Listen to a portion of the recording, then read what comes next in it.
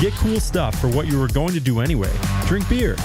With Buy Beer, Get Gear from Labatt, you can just snap a photo of your receipt and upload it to the website to rack up points for exclusive merch. Get points for every purchase, whether you're grabbing a pint on draft, a case for a party, or a tall boy at the stadium. Any size, any product, anywhere you buy Labatt. Buy beer, get gear. Sign up now at rewards.labattusa.com. Now, stand back for your own safety. Steve, what's up? Congrats on the win. Thanks, Steve. Where Paulie at? Here we go. I'm checking out. I will respond to you, but I'm done for the week. I'm done. Steve is my favorite part of the show. How's that? I like that. Thank you. Thank you for saying that. Check for sound. Pleasure to be on there talking with Paulie, man. He's a good dude. I'm an idiot. I'll just shut up and let you talk. I was trying to help. And shout out to Tupac. 3, 2, 1, and This is Orange Nation. Well, hello, Paulie and Steve. With Stephen Fonte and Paulie Sibilia. Check one. Glad to have you with us. Yes, Mike 2 today, Paulie. I forgot we fixed that. Sorry. Chris Yastrzemski will be on with us at 12. No, I don't. It's too late to start over. He's going to talk lacrosse and Stanley Cup with us at 12:30. Javon Edmonds from Syracuse.com, football reporter, will join us at 1 o'clock to talk some Cuse football. Plus, we'll mix in your phone calls throughout at 315-437-7644. What's up, Paulie? Not much. How'd you sleep last night, Steve? Not as well as you, apparently. It sounds like you slept very well. Yeah, and I'm still tired. I think I accidentally bought low-dose vitamin C, so I've been popping 3 of them. And I think I took 3 melatonins last night instead of 3 vitamin C's because I fell asleep at 10:30 and woke up sitting on my couch, like sitting. 5 hours later? Yeah. That would explain the start to the show today. You're still half asleep. And then I was back to bed, and I can't wake up. So, yeah, I don't know what I did. Your Padres lost. You did not see it, though. No, apparently. I woke up to my phone alert. Like it was on. Like I slept through the phone alert, but it was on my phone. It was a weird night. Missed the evening out of the Stanley Cup.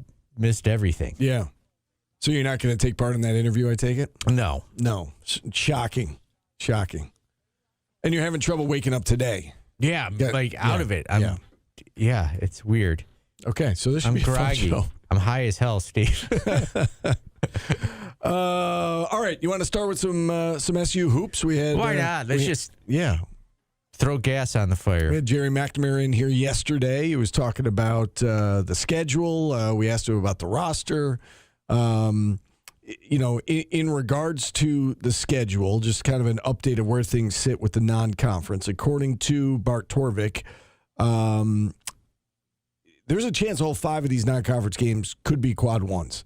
Rutgers right now is 77th on Bart Torvik. All the other ones are, essentially in the top 50. Providence is 51st, Oklahoma 40th, Indiana 26th, and St. John's 11. So and Syracuse 59th. Right. So that's an important part of it too. So they should be, if you went by how you think the odds are going to be, they're favored in one game. Yeah, I mean, although Providence is, that's a toss-up, obviously, and we've been talking about that. And 8 points is a toss-up?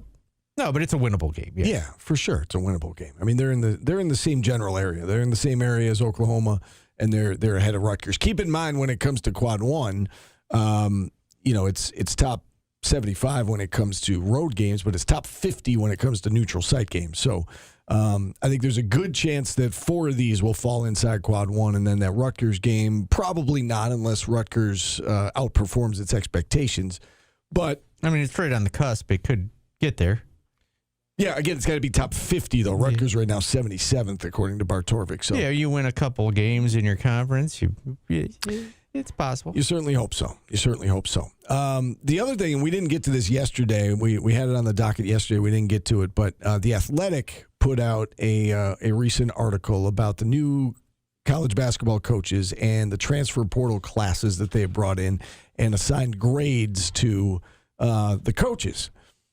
and who really knows, right? I mean, there's so much that we don't know about players and how they're going to transition and how it's all going to work out. So it is truly just looking at it on paper, right, and seeing what the class looks like.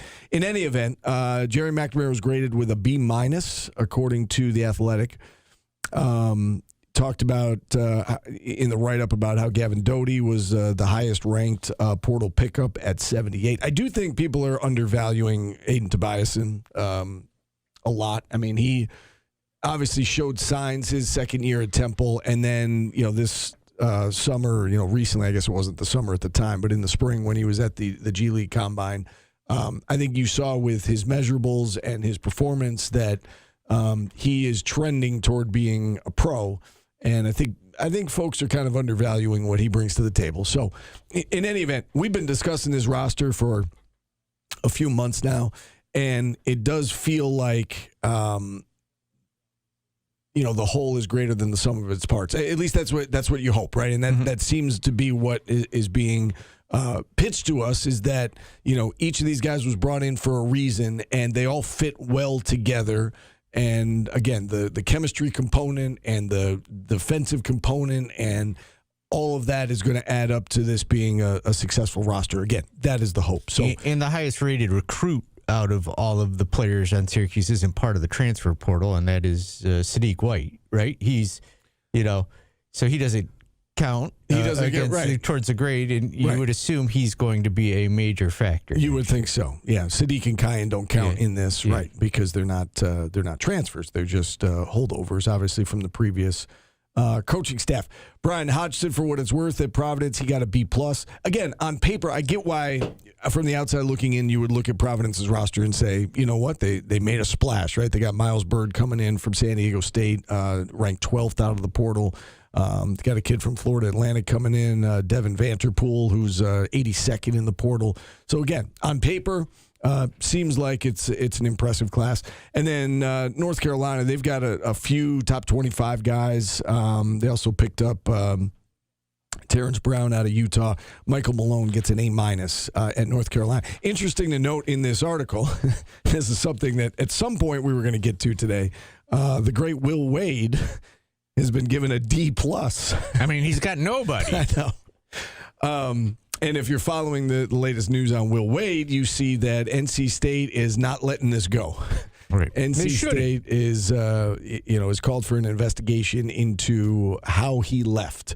And it did play out very quickly. He obviously knew when he informed NC State that he was leaving. He knew where he was going. He was going to LSU, and so NC State is claiming that there was tampering. I don't think there's any doubt that there was. I mean, in some way, shape, or form.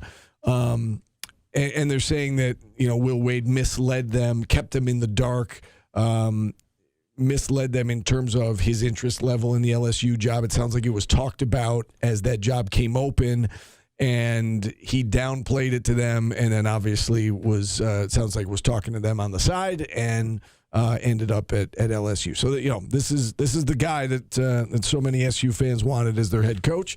We'll see how that situation plays out. You said that last night.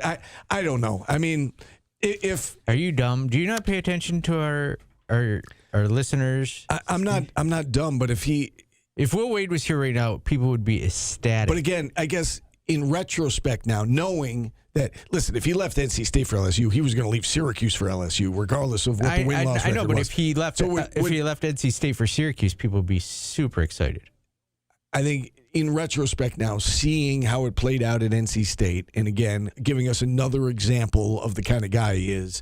Cuse fans don't care. There might be a few out there that, just win, baby, and I wouldn't care, but he wouldn't have been here for the long haul. Well, he wasn't ever going to be here. We tried to explain. No, I know, right, exactly. And people got angry at the time, and Will Wade would turn this place. He's sketchy at best. I mean, that might be a compliment to say he's sketchy. And I don't know. It's one of those things that at the time we said it was never going to happen. People didn't understand it. It was never going to happen, and I think hopefully now you see that. Hopefully SU fans are glad that it didn't happen. Michael Antonio with a spin on this one. Maybe NC State is a toxic environment. Yeah, because he got fired from LSU once, went to McNeese State, and then is back there. No, No. Let's go to Stefan in Utica. Stefan's kicking us off today. What's up, Stefan? Well, hello, Paulie and Steve. How are you today? Doing good. Now, do you guys see anyone from Syracuse basketball going into this year's NBA draft? At the moment, no. Who would you put highest on that list? Tobiasen?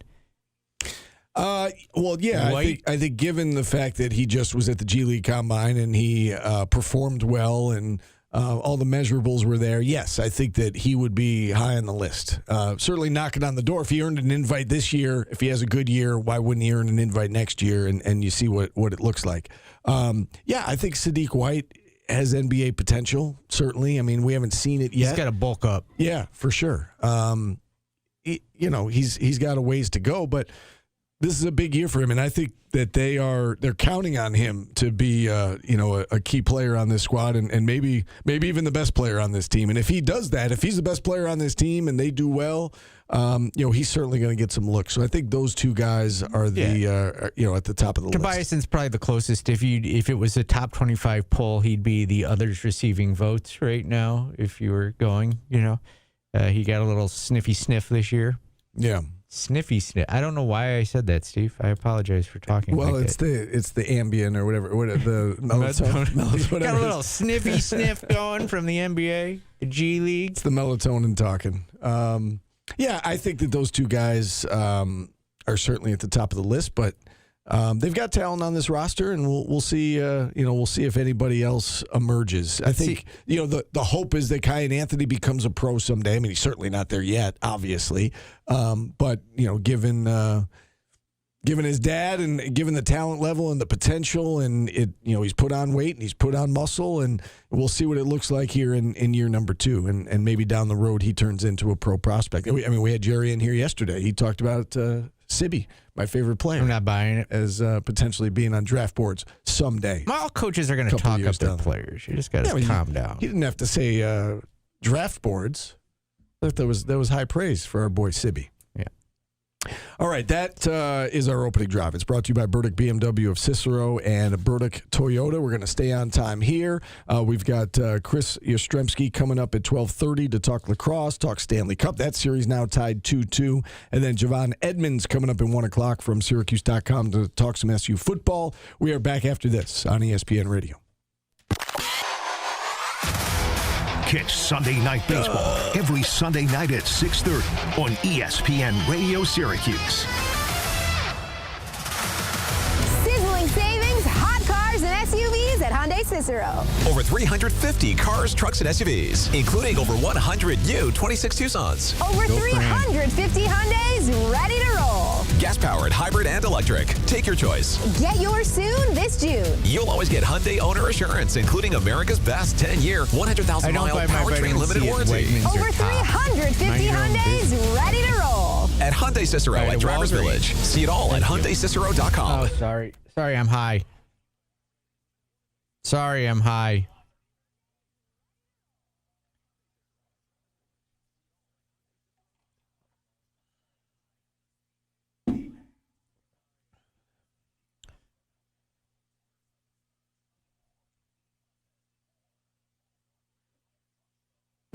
Ads, Steve. Ads.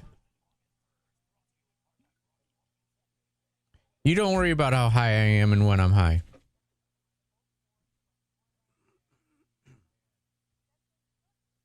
Michael Antonio, why don't you book our guests then? You act like you could just get huge guests on the radio in Syracuse every day.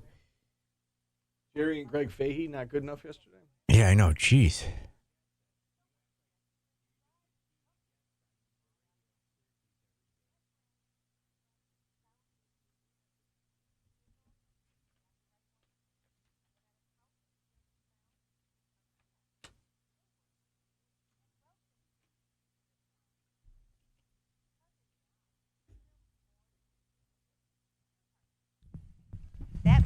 Yes, boss sandwich. Love salt potatoes. I am not a devil's potatoes of any kind. Potatoes are high on the list. I do not smoke weed. I don't even drink. I'm boring.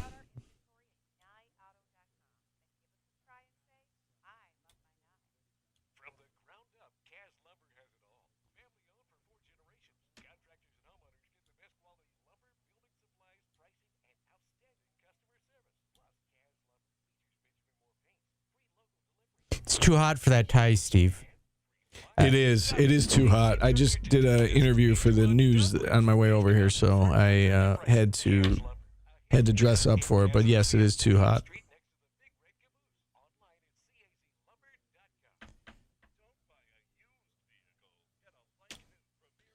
Do it then. No one's stopping you from booking talent. Who's a guest you would like us to get, Michael Antonio? And I'll see what I can do. You name him.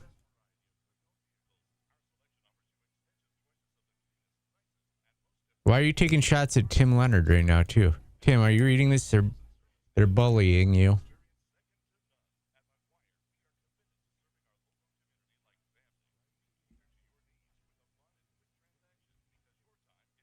Ellie Orange, we've asked him. He's not coming on.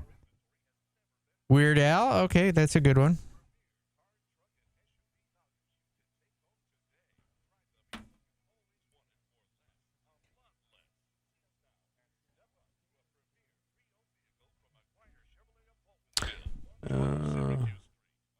Toto? Those are probably doable because they're coming to Syracuse. What pro players and coaches are going to come on in Syracuse? Joni Mahoney was the lifeguard in my apartment complex when I was growing up. We've never had Otto on. Ja Rule, okay. Elijah Hughes, I'm sure we can get that. I don't know that he's... Bob Costas. Scooch. Think you could get Scooch on, Steve? I used to have a Scooch intern for me. You look like an exec from Willy Wonka's Chocolate Factory, Steve. I do. I don't know what that means. That's nice. That's a nice comment. Scorch. I could probably get him. He doesn't like me anymore. Judah, I don't even know if he's...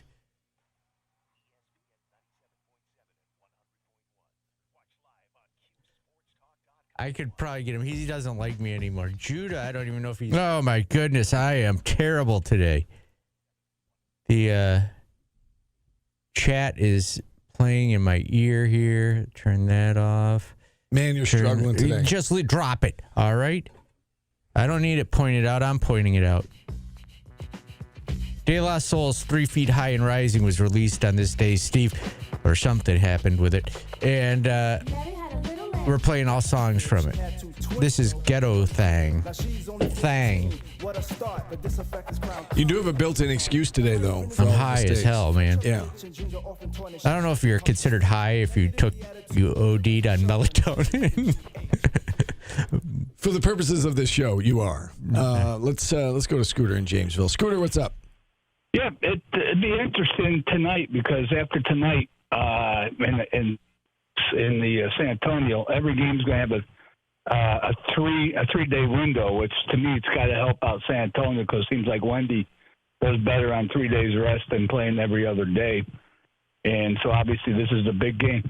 I thought the weird part is from a wagering standpoint, I thought it was awful low for the series that San Antonio was only plus 380 when you're down 2 games to none playing it on the road. I thought it was going to be higher, like 600-700. Now it's dropped to 150, so it's even cutting in half, and you're still down 2-1. If the Knicks pull off tonight's game, they're down 3-1. So Vegas is kind of telling that basically they think San Antonio still may come back and take the series. The interesting part about the Monday's game was, we can talk about the officiating. I think the Knicks fouls were fouls. I just didn't understand how San Antonio got away with a lot of mugging too. It was just, to me, when you got 3 officials almost staring at plays and not getting calls. But you're not going to win if that was Syracuse playing Duke, and Duke had 24 free throws to 8 in the second half. I would love to hear your call-in show after that. Syracuse fans. So it was interesting. Now, the thing I didn't understand, and it's happened before, but to me now we're down to the nitty-gritty, is that Brunson sat almost 5.5, 6 minutes in the fourth quarter, and they were trailing. It wasn't like they were leading comfortably, and I've seen that a lot. And just like Wendy was taken out a little bit in the third quarter, and the Knicks were able to status quo. But just to me, the substitute patterns are interesting. That's why I kind of look at the benches, because it seems like the benches, especially with the Knicks, almost play as much as the starters now.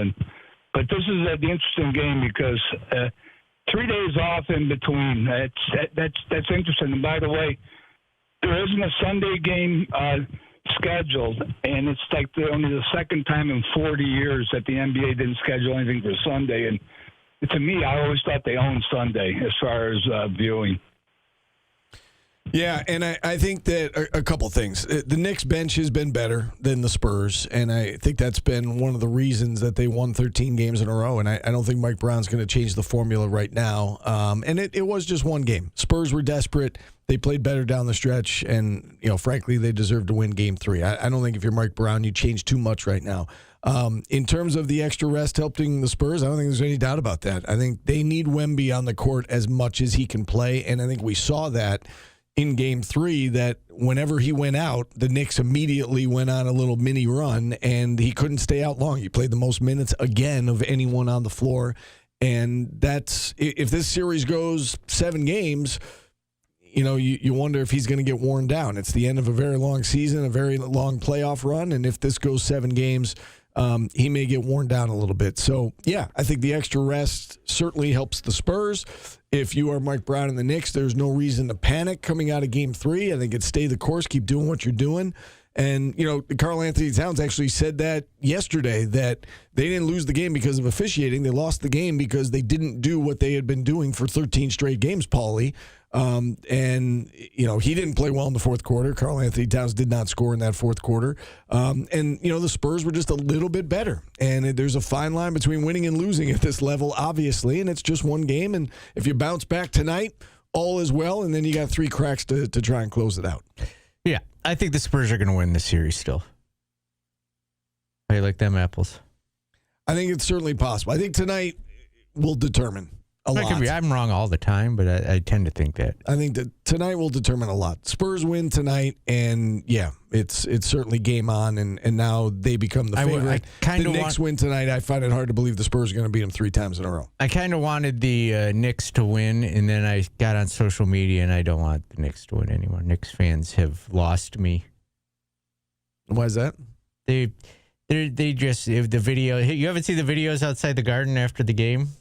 Just anybody in a Spurs shirt was getting beaten on outside the arena. So now I don't want the Knicks to win.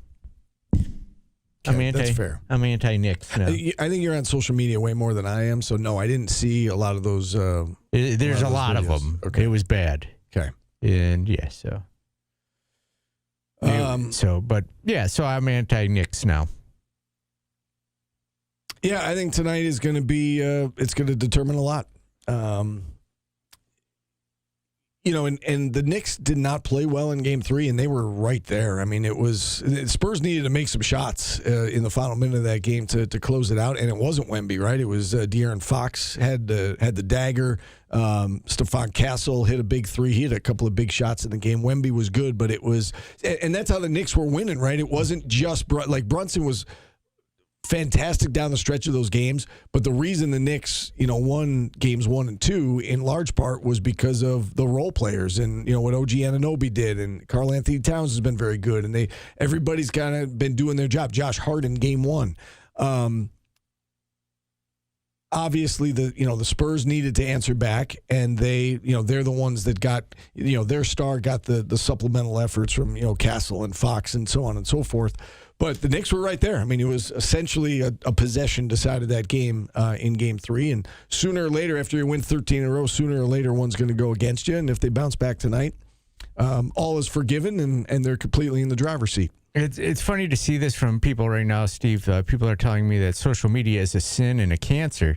When I said that during basketball season because of the way fans talk to players, not just at Syracuse, but all over, where I was called soft and the P word and baby. Social media, it has its perks and it has its downfalls, and it's a mixed bag of precipitation, as a weather person would say. Steve, there's some good, some bad. It is an awful place. Like, people still get mad at me for the way people just feel like they can just say whatever they want to players, whether they're pro or college, is bonkers to me. Like, death threats because your team lost. Get out of here. Yeah. It is a cancer in some ways, and in other ways, it's informative and fun. I think if you are a participant, I don't think there's much fun, right? If you are a coach, a player, someone who is in the arena, I don't think it's much fun. I don't think you're getting much positive out of it. I think you're only getting negative. Especially for college kids. Yes. Like, they didn't sign up for that. Right. Yeah. Well, they're getting paid now, Paulie, so you can say anything you want. That's a bonkers take, too. Like, oh, yeah, he's making $1 million, so I could verbally abuse him on social media and threaten his family. That seems... You signed up for it. No one signs up for that. Nobody has a contract that says, okay, so I'm going to give you $1 million, but people can DM you and socially terrorize you on social media. Death threats are okay now because we're paying. Right. It's ridiculous. It's ridiculous. Chris Yastrzemski will join us on the other side of this break. We'll talk lacrosse. We'll talk Stanley Cup with him. We are back after this on ESPN Radio.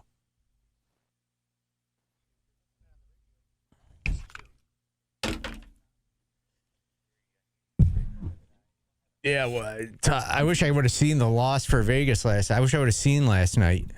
Anything.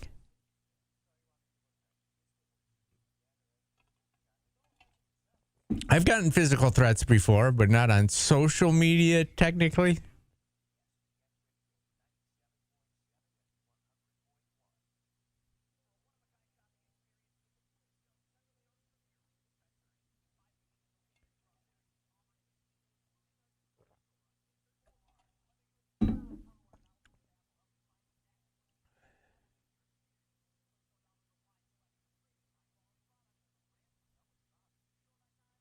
I have been Sylvan Beach drunk, yes.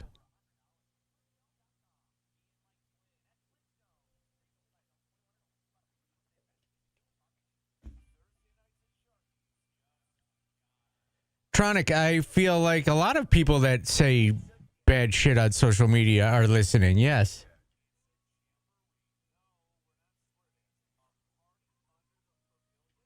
And I wasn't calling out just Syracuse fans. I have definitely been Utica drunk. Casino hammered at the casino. Yes. Not Onondaga Lake tram drunk, no. I don't know why we haven't had Dan on in a while. We should get him on. That's a good... I have been Griffiths Air Force Base drunk. Yes, I was at Woodstock there. Have been Canadian drunk, too. Boat drunk? Yes.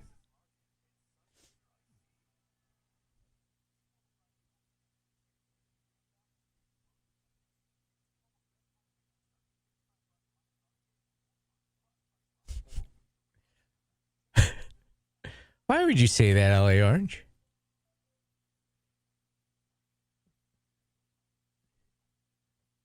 Yeah, we used to drive up to Canada and get the Molson Triple X. Is that what it was called?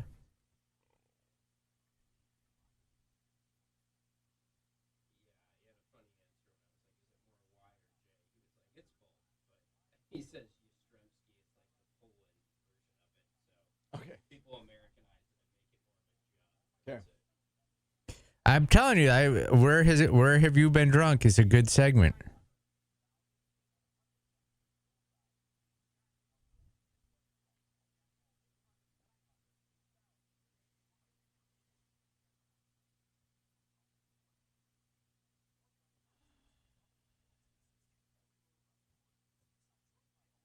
I have been Hawks Hill drunk, too. I saw somebody ask that.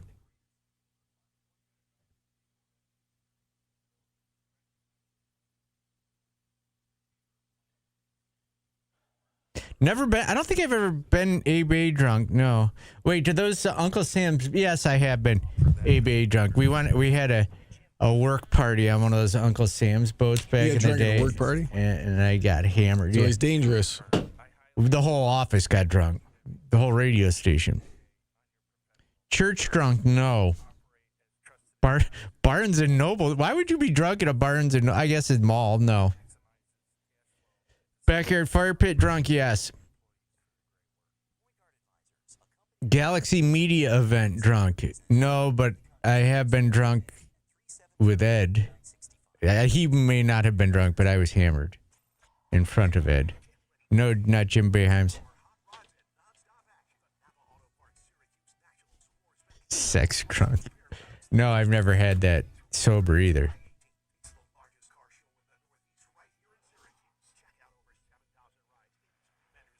Saving myself.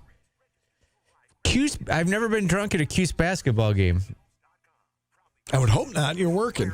No, I know, but before that.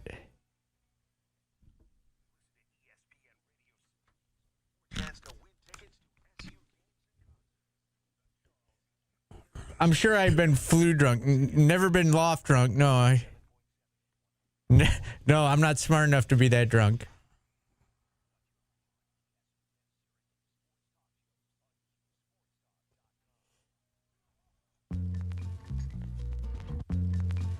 Three is the magic number, Steve. 3 in parentheses. So it's got to be a good song. Got to be a good song, yeah. We've learned that here on De the La show. Soul's 3 Feet High and Rising was released on this day, Steve. A banger of an album, as the kids would say.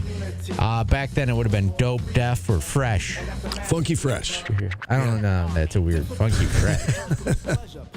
All right. As promised, let's bring on our first guest, a graduate of the Newhouse School of Communications at Syracuse University, Chris Yastrzemski, joining us to talk all things lacrosse and Stanley Cup. Chris, it's been a while. How are things? How you doing? Steve, Paulie, it's been great. Things are great. This is our off season now for myself, so I've got a lot of downtime. I'll do some baseball for TBS. I'll do some college football in September, but about to go up to my shore house in South Jersey for a good month and just let loose for a little bit. Man, that sounds good. That sounds good. We'll enjoy that. All right, let's jump in with the lacrosse news this week that John O'Derna has moved on and taken a head coaching job at Fairfield. And I think when he arrived here, it wasn't a question of if he was going to be a head coach again. It was just a question of when and where. And after 3 years here, he's decided that this was the time and this was the right fit. What are your thoughts? What's your reaction to the news that he's decided to leave and go lead his own program now at Fairfield? Well, good for him, and congrats to John on getting the Fairfield job. I think it's going to be a good job for him. I think Fairfield, they've been down for the past, I'd say, decade and a half. I really think Fairfield has a chance to compete with Towson for years to come in the I guess now Coastal Athletic Association, the CAA. They have it's a really nice campus. I've been there a few times. It's right next to the beach. Fun fact, I think it was Mikey Powell was nearly going to go to Fairfield. One of the Powells was supposed to go. There might have been Casey. So that's like the only Fairfield connection with Syracuse, that one of the Powells was looking at maybe going to Fairfield, or at least that was his fallback school. But for him, he came over from Manhattan as a head coach, and he did a good job there. It's funny because him and Kevin Cassis, and we'll talk about maybe later, they left their head coaching jobs to take an assistant job at a ACC school 3 years ago. And 3 years later, they are now head coaches at programs again. Kevin obviously is at Virginia. John, in a different situation, is the head coach at Fairfield. So hopefully he does well. Maybe he continues to climb the ladder in the head coaching ranks, but hoping for the best for John at Fairfield. And since you brought that up, do you think that's going to become a trend? And I don't want to necessarily get into too many candidates because I think it's very new right now that the job is open. I think there's a lot of people up for the job that we could discuss. But I know one name that's been mentioned has been John Galloway, for instance, down at Jacksonville, and he had a great year as the head coach down there. Do you think that what you're talking about might be a trend where a guy steps aside from a head coaching job or even a successful head coaching job? I mean, John O'Derna was the conference's coach of the year in 2023 before he came here. To spend some time as a coordinator at a big program and then go find another head coaching job after that. Yeah, well, Chris Fikes just did that at Vermont. He's now the DC at Virginia under Cuse. I think with how the results of, I would say, more Odirna than Cuse, because I think Cuse, if you know what happened in Virginia, there's a little bit of stuff that's gone on. I don't want to get into too much of that, but like if you just look at it from like the overall picture, Cuse and Odirna went from assistant to head coach, or head coach to assistant to head coach in that 3-year span. So I think if folks like Galloway and maybe Chris Fikes, who now is an assistant again, they decide that this is going to work out, I think this could be a model worth considering for folks like Galloway or anyone else at like maybe like a Big East or a MAC or a CAA school. All right, we're going to get into the Virginia situation here in a second, but just to kind of wrap up the talk of Odirna, what do you make of his tenure? When he came to Syracuse, I don't know that he was necessarily on the short list for a lot of people to land that DC job, but he emerged as the guy, and then in his 3 years here, I mean, they go to back-to-back Final Fours. I'm not saying it was all because of him, but the results speak for themselves, right? I mean, they certainly got better defensively. The goaltending was very good this year. What do you make of his tenure as a whole, the 3 years he was here? Yeah, top 30 scoring defense each year under Odirna. I think it was a really good year, and I think it was a sneaky good hire when they made it. I wasn't really considering Odirna for the DC job when it opened up when Petro left for UNC. Young guy, I think he connected quite well with the players, and he did a really good job recruiting, which I think is going to be the big part for whoever is the next defensive coordinator. Obviously, you have Pat March, who does some good recruiting himself, but someone that connects with the players. And maybe that might be why a Galloway could be a guy that, if he decides to leave Jacksonville, could be a very good fit for Syracuse. There's a few guys I've liked, too, that just jotting down some names, like Noah Fosner at Yale, Charles Giunta, who's the DC at St. Joe's. Some of those guys I thought, like, early off on my list, and Galloway was on too. Tucker Durkin, I don't know if he would, as a Johns Hopkins guy, would consider a Syracuse job. Petro did it, so anything is possible. But I think a younger guy who knows the game quite well, and I think those 4 guys would be great potential candidates. I'm going to throw one more at you. Lars Tiffany obviously has the ties here to this area, is currently out of a job, and we'll get into that here in a second, how surprised you were with what went down at Virginia. Do you think that would work? Do you think that is a possibility, or is that, fans just kind of like pie in the sky looking at it and saying, well, he doesn't have a job, he's from this area, it makes a lot of sense, he's a defensive mind.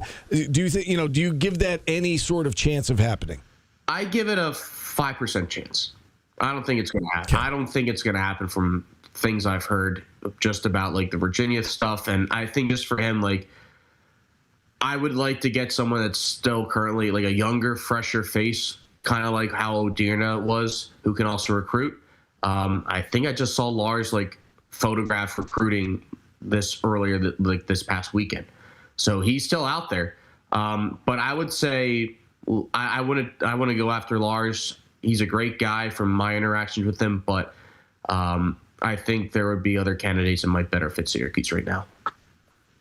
All right, that's fair. Let's talk about the Virginia situation. I don't know how much you want to get into it. I know there's a lot of speculation and rumors about what went down there. I'll just simply say, how surprised were you that this went down? Because, some people I've talked to in the lacrosse community weren't all that surprised that he was kind of pushed out. What do you make of that situation and, Kevin Cuse now in charge there? I was a little surprised. I know with how Virginia handled the Dom Starja situation, it wasn't that great. I kind of wish if Virginia knew that this was going to happen, they would have lessened the speculation, which they did a little bit. But I think in today's social media got way out of hand, and people were asking me what do you know about Lars? What do you know about Lars? I'm like, during my Eastern Conference final round, I'm like, I don't want to talk about it at all because there's so much stuff out there. I think I know what's the truth. I don't want to spread it at all, but I was a little surprised considering the fact that he had won 2 national championships, but then digging into it, I'm like, all right, this might be a reason why, and this might make sense to me. So at the beginning, shock. After I gathered a little bit more, I'm like, all right, this makes sense. Couple of Cuse questions here before we move on to the Stanley Cup final. Joey Spallina did not win the Tuarton Award, beaten out by Sean Light from Notre Dame. It would seem like it was between Spallina, Nate Kabiri, and Light, and Light ended up getting it. Who would you have given the Tuarton to this year? I would have given it to Sean Light. I honestly don't think if you think about it, was there anybody, guys, that stood out in the college lacrosse season? Not really. Exactly. So I know Sean Light didn't win the national championship, and the automatic thought was, well, Nate Kabiri won a national championship. Nate Kabiri's at Princeton. He should have won it. I didn't think he was that impressive. I think I know Sean Light didn't do well in the national championship game, and I think some people are going to be knocking on him because he didn't have a great national championship game. I think I'm fine with Sean Light being the Tuarton guy, and I actually was hoping that him or Will Schaller, before he got hurt, was going to win the Tuarton if it wasn't for Joey Spallina. I think Spallina is a good 2, and I think Sean Light this year, a very good choice, and congrats to him. And I'm happy that a defenseman wins the Tuarton, because I know that has been a knack for that award. It's usually the best attackman or the best midfielder or the best offensive player in general. I know it's kind of like the Heisman, where it's like if you're the best quarterback or maybe the best running back, you'll win it.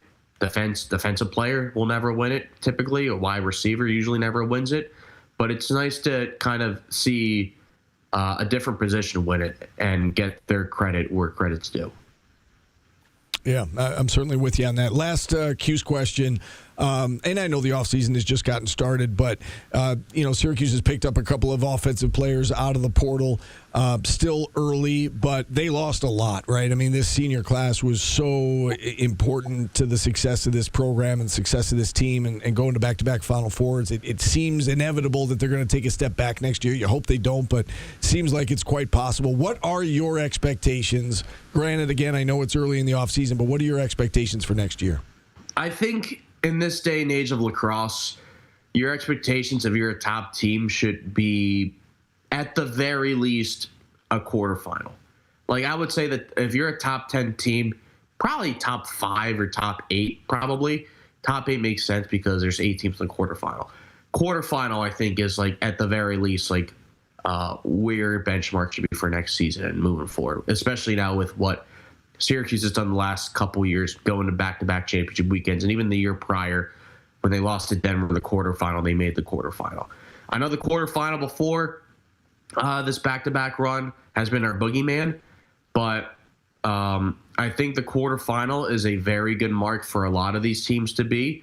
There might be some teams like, we'll see where Notre Dame looks like next year, or Princeton looks like next year. I haven't really gone ahead and dug into like the way too early ranks, but maybe there are some teams that are like, you know what, it's championship or bust. I think this year with Syracuse, this is a successful year. I know we didn't win a national championship. I know we didn't go to the national championship game, but considering that hopefully the legacy of Joey Spallina, I know he's going to be he's the all-time leader in points, and I know the game has changed ever since the Powells graduated and Kevin Rice graduated and all those guys. But I think the legacy for Joey Spallina is going to depend on what Cuse does the next 5 to 10 years. Look at Michael Sowers at Princeton. He never got to the NCAA tournament, but helped that program to an extent get back to where they used to be. And it took a little bit. It took a class that, he's been out of the game since college game since 2021. Princeton went to a Final Four a couple years back, or 22 or 23, and then they won the national championship this year. And there's been great guys that have never won a national championship too. Brendan O'Neill's never won a national championship. Jeff Teat never won a national championship. Lyle Thompson never went to championship weekend. So, no, Joey Spallina's legacy, just because he doesn't have a national championship, doesn't mean his legacy is not the same it's not the same as guys like the Gates or the Powells, but I would argue that he's probably a top 15 guy, maybe a top 10, but maybe if it's a top 10, we'll see down the line in the next 5 years how the Cuse program kind of continues on from this success. Yeah, I'm with you. I think if they are able to sustain success, he is going to be looked at even more fondly than he already is. Let's move on to hockey here while we've got you. Stanley Cup Final, now 2-2 after last night. And these games have been great. I mean, there's been so much drama and just momentum swings and 3 and 4 goal runs by these teams. Is it recency bias, Chris, or does this feel like it's one of the best Stanley Cup Finals that we've had in recent memory? I think it's one of the best in recent memory. We did last year's at TNT. We did Florida Edmonton. The first 2 games were phenomenal. Game 3 is a little bit of a blowout, and then Game 4 rebounded quite well. But when we went back to Edmonton for Game 5, that's when Florida was like, we're turning it on. It was like, uh-oh. Went back to Game 6. Florida won, and it was kind of a disappointing end to that series. But those 4 games are great. These 4 games are so much better. I was joking with a few colleagues and a few friends of mine, like, don't worry about watching the first 2 periods. It's really the third period that you're going to need to watch because anything can happen. Granted, last night's first 2 periods and the first period was wild. You had a goal that was called off right at the buzzer of the first period. Everyone's playing. It's a battle of depth, right? Carolina's top line has not really showed up outside of Seth Jarvis scored in Game 2 overtime. The goalies, Freddie Anderson, who had an awful year. Now here comes Brandon Bussey, this journeyman rookie, 26, 27 year. I guess rookie. I think technically he's not a rookie right now because of his age. But Brandon Bussey played pretty well in game 4. I would give him the start in Game 5 again. And then Vegas. Seems like their depth, Mitch Marner is having to put it on a show. He might be the front runner for Conn Smythe if Vegas wins the Cup Final. Obviously, we have the goalie in Carter Hart. The defense, Brandon McNabb taking a 87-mile-an-hour shot to the face, and the next game he's in a cage. He's getting 20, 30 stitches. That's insane. I mean, I know, these injuries always pop up. Victor Arvidsson, I think, had a punctured lung. He played in the first round. Nikita Zadorov had a completely torn MCL off the bone that he played in. Some of these players, everyone's shouldn't they be not playing? It's they shouldn't be playing, but they are. And that's what makes this game and this sport so awesome, just the attrition that these guys have. And the action's been great. I can't wait for Game 5 tomorrow in Raleigh on ABC. I don't know. I think now this series goes 7. I had Vegas in 6. I still think it's Vegas in 7. You didn't mention Jordan Staal there when you were rattling off names. 37 years old. He's got 5 goals in the series. He's taken all the faceoffs. I mean, how impressive is it what he's doing in this series? It's awesome. It's awesome to see him, and look, it's awesome to see the old guys turn back the clock a little bit. We've seen that with Sidney Crosby. We saw that last year with Ovechkin and his goal chase to Wayne Gretzky. Just seeing that little bit of nostalgia with some of these guys, and Jordan Stahl's a workhorse. He plays his game to a T as the third line center for that team. He's a workhorse on the faceoffs. He's a two-way guy, and now he's scoring some goals now. So good for him. And that third line of him, Ehlers, and Jordan Martinook. I think they may have changed the lines up, but that was their line combination for most of the postseason. And that second line, too, of Taylor Hall, who's just been a pest, putting up points and just being a pest on the ice. Stankoven and Jackson Blake. Those are some 2 fun lines for Carolina. But it's great to see Jordan Staal be like that. I think he's making less than $3 million a year. He's got a year left on his deal. So that's some really good value for Carolina. And I was listening to his interview with Sportsnet Hockey Night in Canada on the way home.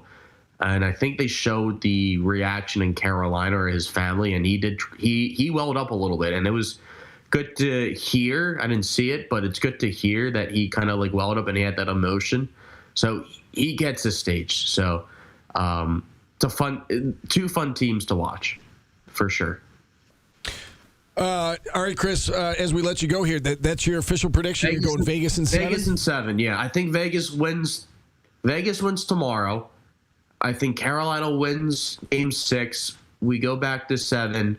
Vegas wins, and they'll win it in regulation. All right. I mean, if it goes 7, and I mean, it's going to go down as one of the best series that we've seen in quite some time. Great stuff, Chris. Sorry, I will say, I know, as someone working on TNT, it's the cable channel, and it's tough for viewers, but having this Cup Final Series on a broadcast channel does so much great for the game. So many more eyeballs that are going to be on the sport. I know, the teams are not as sexy, and people are panicking, oh, Carolina, oh, Vegas, who's going to watch this series? The answer is a lot of people. And these games are getting a lot more people to come and watch these games. So great for the game. We're going to get 84 games next year. I'm excited for next year on our end already. Cannot wait to see the rest. And it sucks it's only at least 2 more games of the season. I'm hoping it's 3. Sucks we only have that much time left in the season, but hockey is on an up and up. I appreciate the ABC plug there.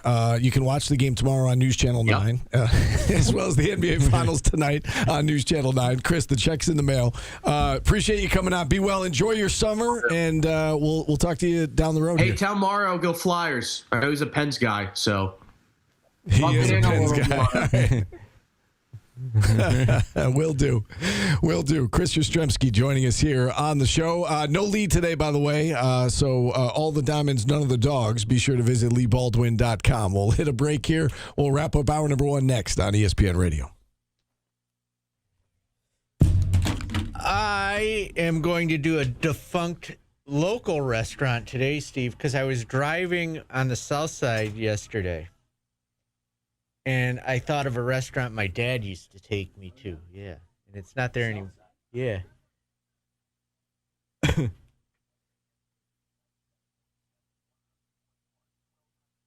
Mr. Steak, no. The Alpine, no. I said Southside.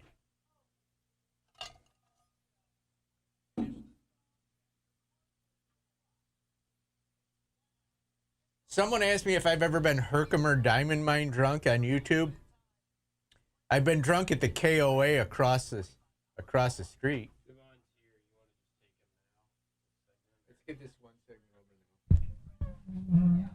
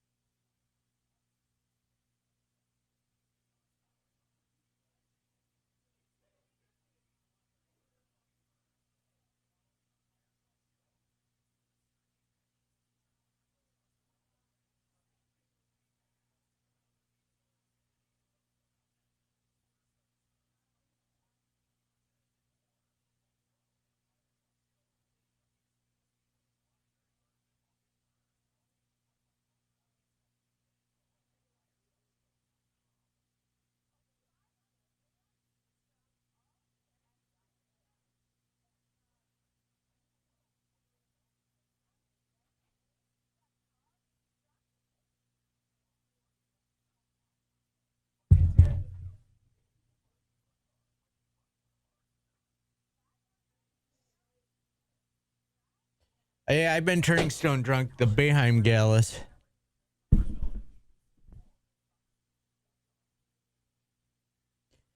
Luigi's? No. That's in the valley, right? Is that closed? I know we used to order pizza from there. Spaghetti Warehouse drunk. I've had drinks there. I remember sitting at the bar there. I don't know if I was drunk there.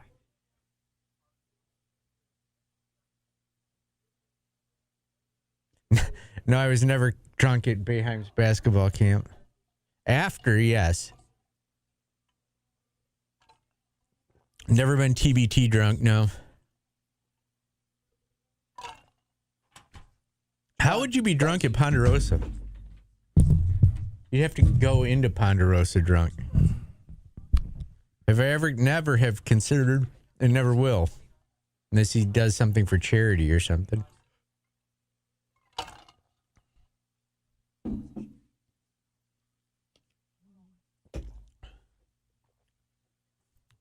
Wasn't Maggie's in Marshall Square Mall? So that would be... Matt, Chris was not one of my students.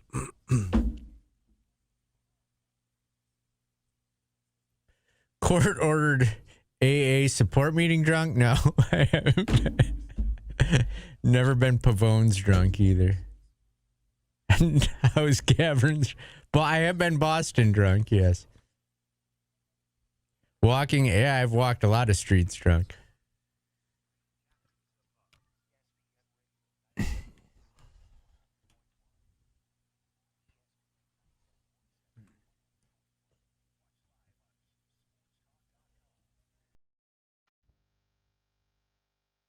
Three Feet High and Rising. We're celebrating the album from De La Soul as our artist of the day today. Potholes in My Lawn, Steve.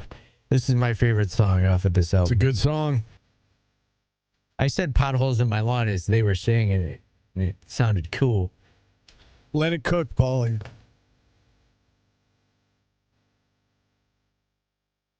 All right, Steve. Defunct restaurant of the day. I'm going outside the national ones today, and I was driving through the south side yesterday. That's what I do. And I thought of a restaurant my dad used to take me to, and I'd get a Shirley Temple. Enrico's. Ah. It looked like something out of the Mafia, like a Mafia movie back then. I don't think the building's even there anymore. But yeah, we used to go to Enrico's. Yeah. I've been there.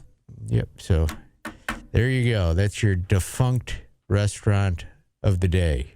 Or store. Or get to our Yankees update, brought to you by the Wildcat Sports Pub in Camillus. The Yankees with a 3-2 win over the Guardians last night. Jazz Chisholm had the go-ahead homer. It was tied 2-2 from the third inning to the eighth inning. Top eight. He hits a home run with Aaron Judge's bat. That's been the big story the last couple of days, is that he's been using Aaron Judge's bat. Says it's heavy, makes him swing, take his time a little bit through the swing, and it's been working. He's had a couple of really good games with that bat. Spencer Jones went deep, had his first career big league home run.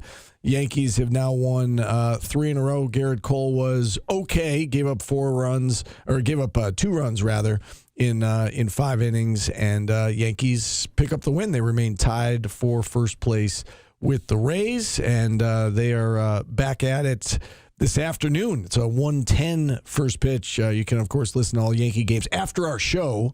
Go to TK99, but stay with us if you could until 2 o'clock. And the A's bounced back last night, Paulie, with a 7-5 win over the Brewers. They just continue to hit a lot of home runs in that ballpark in Las Vegas. Padres stink. Thank you. Take a break. Javon Edmonds will join us on the other side. We'll talk some Cuse football with him next on ESPN Radio.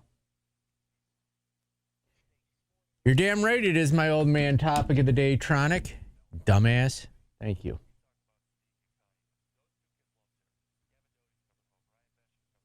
Never been clambar. No, I was too young to be drunk at Jack Murphy Stadium. If I was drunk at Jack Murphy Stadium, I was a troubled kid. So...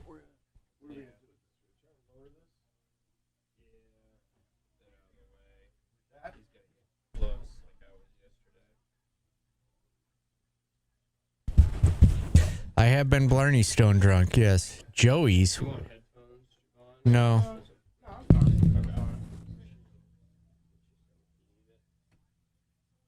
So anything in particular you want to talk about?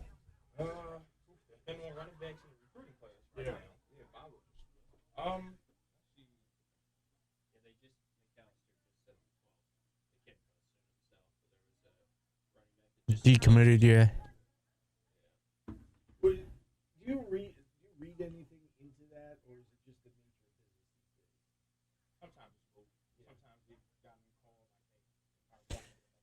nature of business? These two are high school teammates, though, right? Yeah. So maybe that's why I want to. But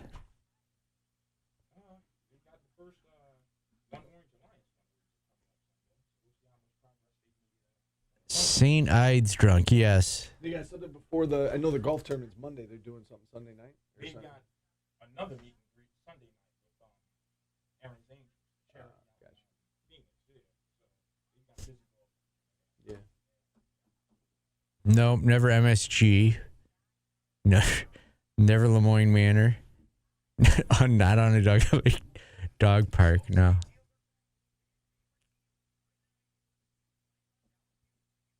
Not Clam. A Clam Bar used to be one of my favorite restaurants. I loved the Clam Bar.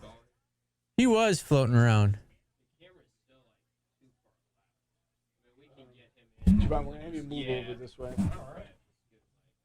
So, yeah, you're good. You're good there. Yes, I have been jailed. Fortunately, yes. Not one of my prouder moments. Yeah. It's not your fault, Javon, but the camera is off where it normally is, so I need you to come even a little bit more if you could. Yeah, that's good. You're good now. Not hinder waddles. This arm is aggressively long.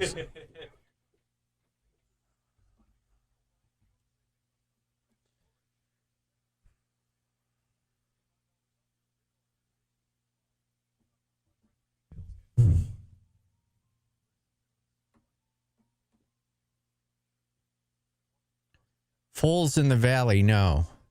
Pizza Hut, maybe.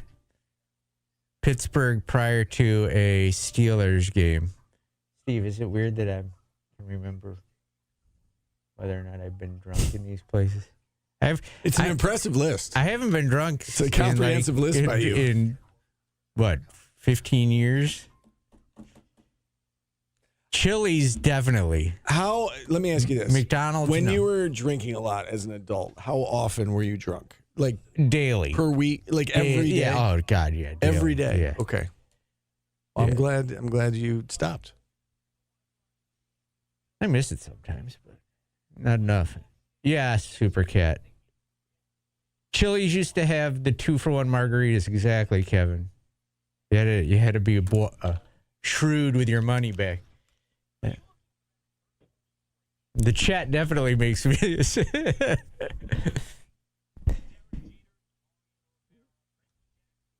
Not.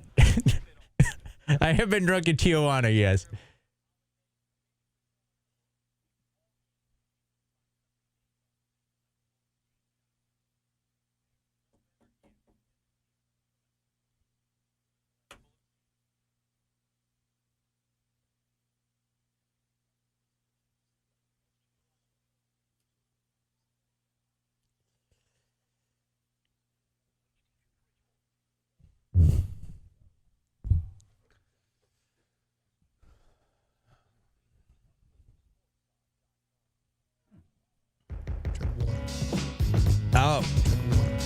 Hour number 2 rolling along.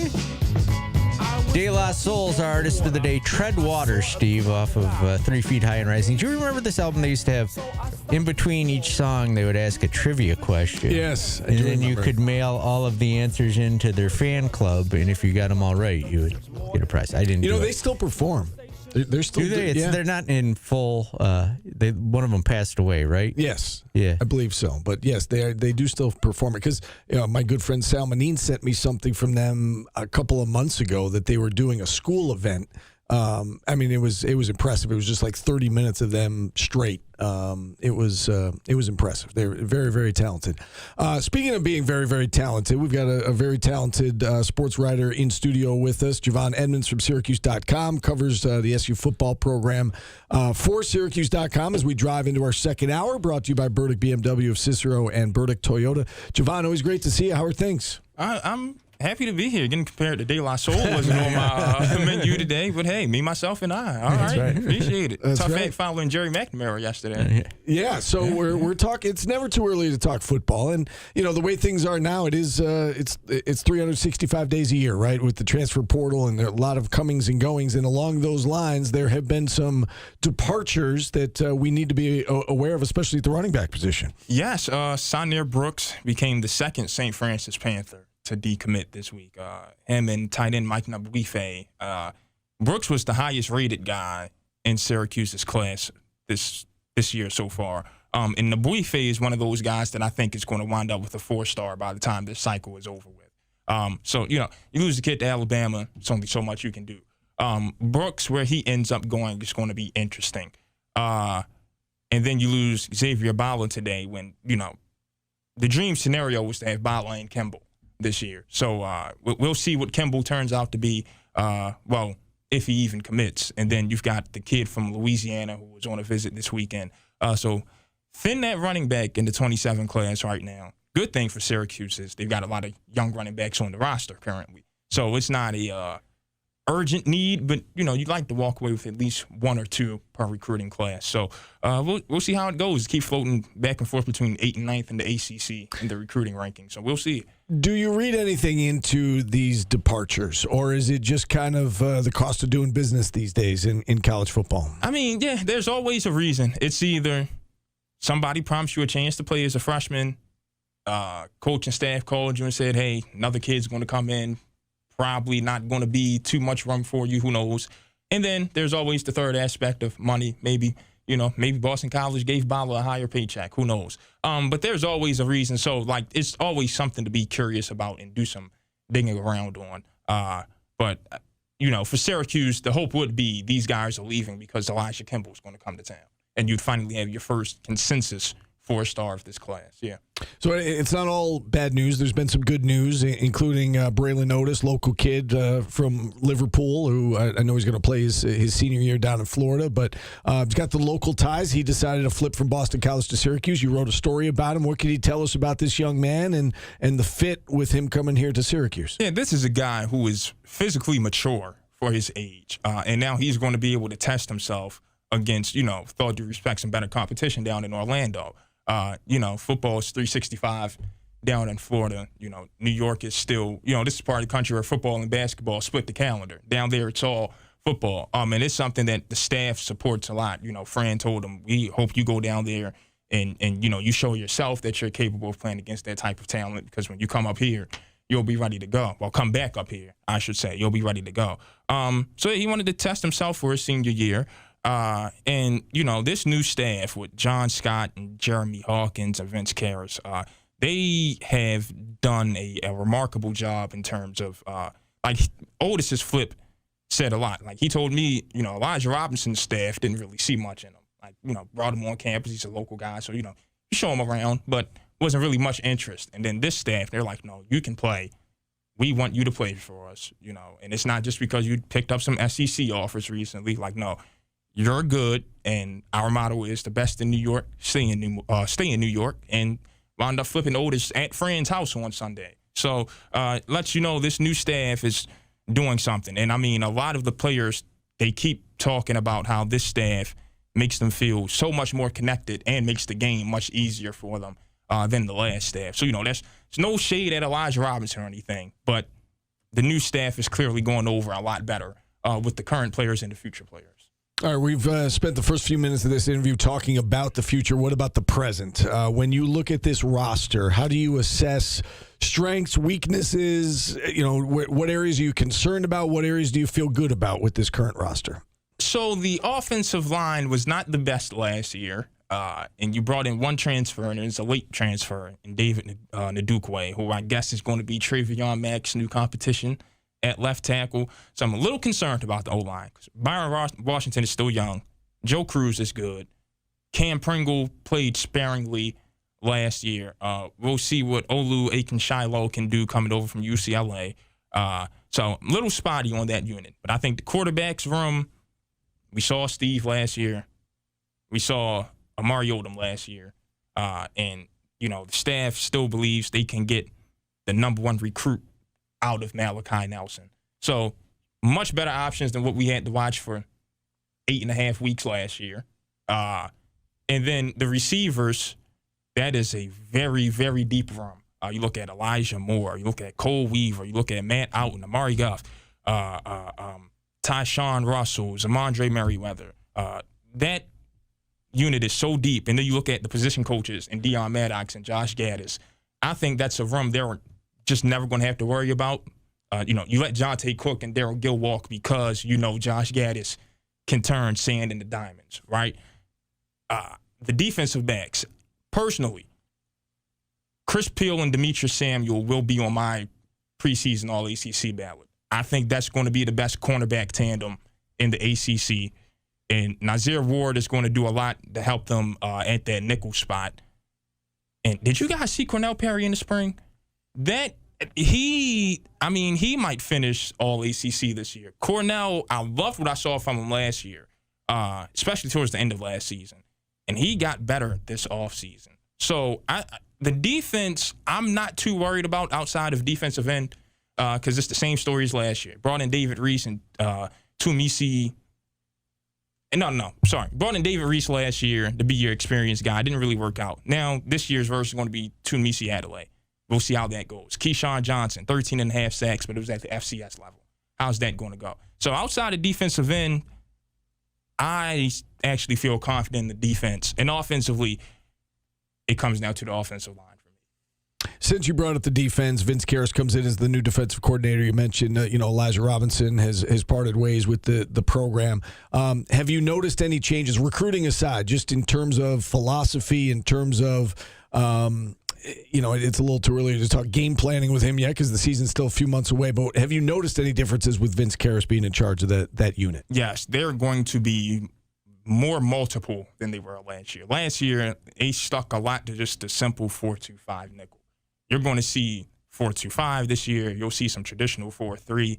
I think we're going to see a good bit of 3-4 this year. When you look at Rashard Perry and Dylan Fontes, and you bring in a transfer like Jartavius Flournoy, and you had guys like Nisi Ogbabor and Nathan Iandaro that played well last year. They've got the ability to have three heavies up there with Adelaide and Johnson on the edge. So I think you're going to see a lot of 3-4 this year. The linebacker play is going to be much better because I don't think Vince is going to have those guys in coverage as much as Elijah did last year, and he won't have, Gary Bryant in coverage. He'll have Chris D'Apollonia in coverage, which is going to be, a serious upgrade. I think he'll trust those two corners I just mentioned in Peele and Samuel to be much more, man-to-man and not relying on as much zone. So I think you're going to see a much more multiple and NFL reminiscent scheme on defense. I truly do. I mean, Vince sent so many guys from Toledo to the NFL. I think it's going to work in Syracuse, personally. On the other side of the ball, you mentioned Steve Angeli. We did see him for 3.5 games, and he was really good for most of that. The start of the UConn game, not so much, but and he had some moments against Tennessee, not all on him, but played great against Clemson, played great in the comeback against UConn. How confident are you that he is a top 6 quarterback in the conference? All right. So CJ Bailey has to be in any of those conversations. Jaron out at Cal has to be in any of those conversations. Mensah has to be in any of those conversations.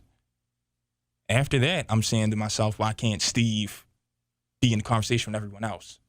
So top 6, I think, should absolutely happen if Steve Angeli doesn't rush back from his Achilles tear.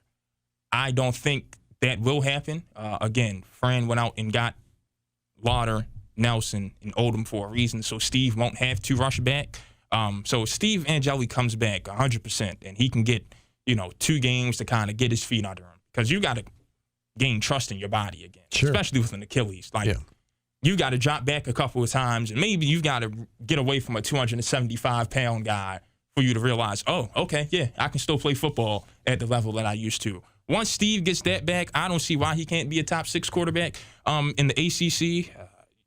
Jeff Nixon's offense is going to give him the stats, to go out there and show statistically that he is. So once Steve is back to himself physically and mentally, I don't see why not.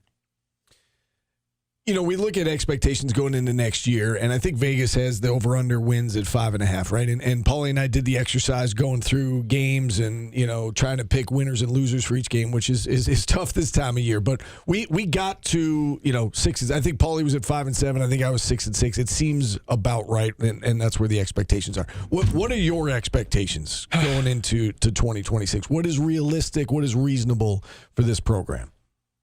I want to see them come out of the first 4 games with 3 wins. I need UConn to be a win. Of course, New Hampshire's a win. And either Cal or Pitt has to be a win. You got Cal coming here. You would hope that's a win. But if not, then you want Pitt to be the win, because Pitt has dominated you the last 2 years. Yes. So I think we'll know if this team handled business this offseason after the first 4 weeks of the season. If they leave those first 4 with a 3-1 record, they're in good shape. Carolina should be a win this year. NC State, listen, CJ Bailey's good, but the rest of that team gets gutted in the portal every year. And it was no difference this year. So that should be win number 5 for you. Boston College, I think, has to be a win. No fewer than 6. I'm not going to blame you if you lose to Virginia, if you lose to Louisville. SMU's kicking around all the money in the world these days. We know who Notre Dame is. And Clemson's going to be running some get back. So, if they get their get back, that's just how sports go. So I won't be mad at that. But anything less than 6 games, I think, is a disappointment this season. Yeah, and again, that's the benchmark, right? You get to 6, you get to a bowl game. It seems like there's some momentum. There's a big difference between 5 and 6 in college football. You get to 5, and you're right. It's certainly going to feel like a disappointment. As long as we got you for another couple of minutes here, the Brendan Swordsby situation. Do you have any strong feelings about what's going on with that? I don't have a problem if you're betting on your own team to win. That's fine. The issue is it can't be allowed, because once you open that can of worms, you bet on something about your team to lose or someone to go under, and it happens. Yeah. What do you know? Point shaving over there? It's so many questions that you have to protect yourself from as a business. You can't allow it. And it's not like the NCAA allowed it. It seems like the new strategy these days is just do whatever the hell you want and then find a judge that supports your school that will grant you whatever TRO or injunction you need. I don't like it. I can't stand it. Prior to this, I didn't think we needed Congress in college sports, because there's just so much more going on that I'd rather Congress be focused on. But now, if you've got, local judges that are just going to do whatever for the school they support, now you do have to get the federal government in. So, it's bogus what we've allowed to happen. Jerry might as well see if Carmelo wants to suit up for about 5 games next season. And who's going to stop him? He's got 3 more years of eligibility. Well, Will Wade might try to sign him. Yeah. Goodness gracious. Javon, you do a great job covering the team for Syracuse.com. Thanks for coming on. Oh, absolutely. Anytime, fellas. All right. Javon Edmonds joining us here on the show. We'll take a timeout. Phone lines open the rest of the way. 315-437-7644. We're back after this on ESPN Radio.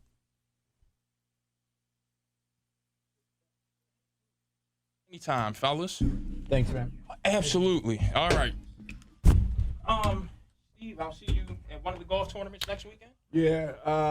We're definitely going to be there on Monday. I will not be there personally. My son has a school thing that I have to be at, but we will have somebody there. Gotcha. So, yeah, but I don't know.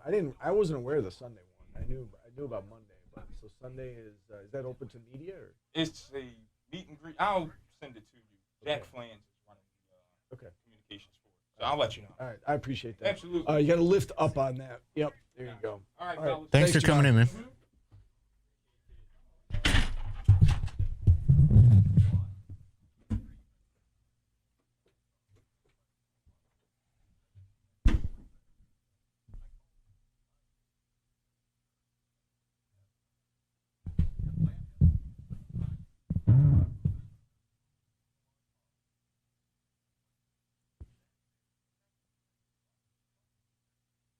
I've never been bounce house drunk.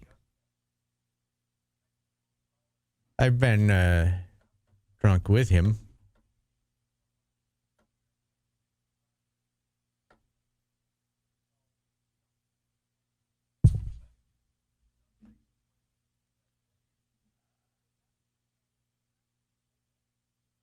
Do you have any update on the TBT thing that we talked about? No.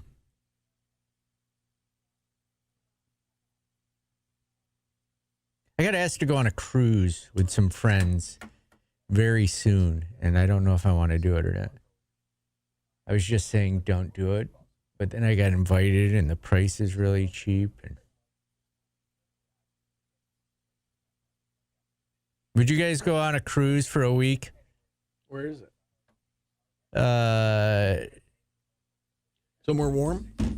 Yeah, Bermuda. Boston to Bermuda. Might get lost in the Bermuda Triangle. Oh, yeah, that used to scare me as a kid. That kind of faded away, though.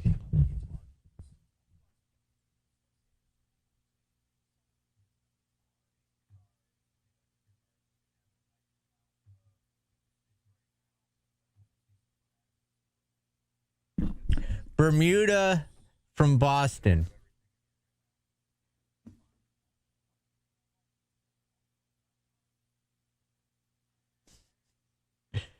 Yes.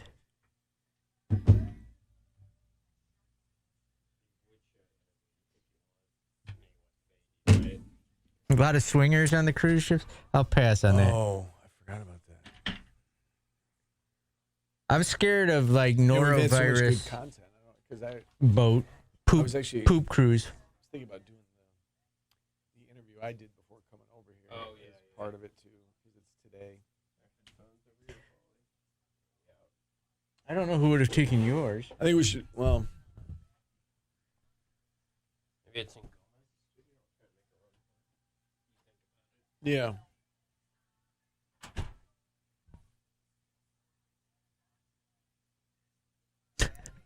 I wore shorts after the show the other day to work, and everybody made fun of my chicken legs. That's why I don't wear shorts. Never been reservoir sledding drunk. I have been sledding at the reservoir before.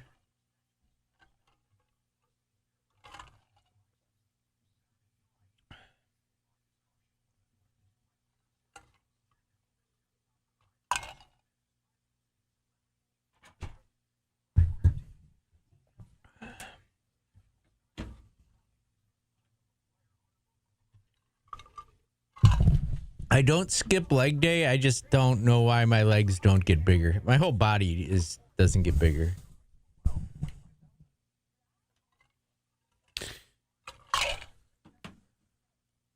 Yes, I did get drunk at the hotel bar, Coach Max. Yes. Why don't we do Township You can always 5 save one of these for after I tomorrow quit. if you want to do. Yeah, I was gonna say, let's do. Why don't we do Fahey because we teased it. Yeah. And then I'll do the interview I did today. Yeah. And then we'll save those. Yeah.